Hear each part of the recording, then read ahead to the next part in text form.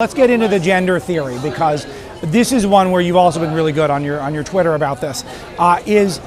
This does feel like we're really losing our minds on this. And we're running in the wrong direction. And I say this as someone who is, I kind of try to embrace traditional masculine characteristics for the most part. It's worked very well for me. My wife is pretty feminine. It's worked well for her. And yet we're telling people that not only should you not go in that direction, you should go towards gender is a construct. It doesn't matter. It's not scientific at all.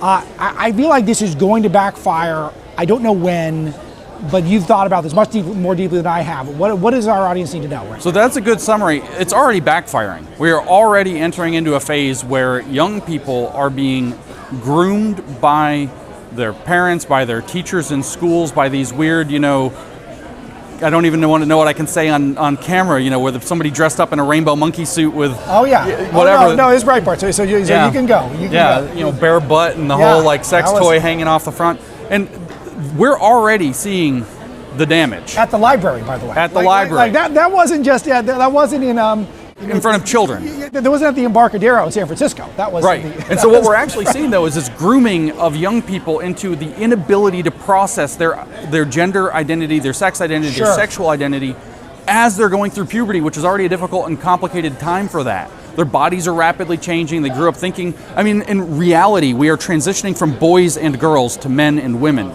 Yes. In that period. And that's a tumultuous and challenging part. Sexuality is waking up. You go from a asexual child to a sexual adult.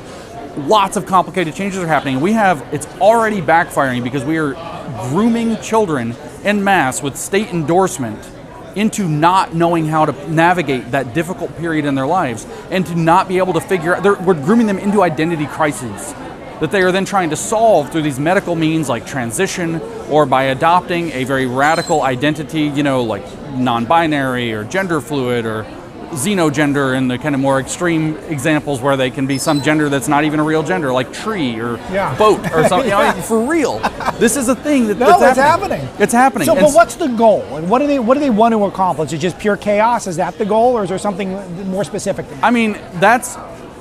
If we're going to be cynical about it, and one thing that I've learned in the past few years is that however cynical I already am, being more cynical usually gets me closer to the right answer of what's really happening. If we're going to be cynical about it, yes, chaos, absolute chaos. A bunch of people who have identity issues, that are developing personality disorders through their formative years, where they're going to be very moldable into these kind of critical theories, which are kind of an expression of, like an academic expression of personality disorder in print.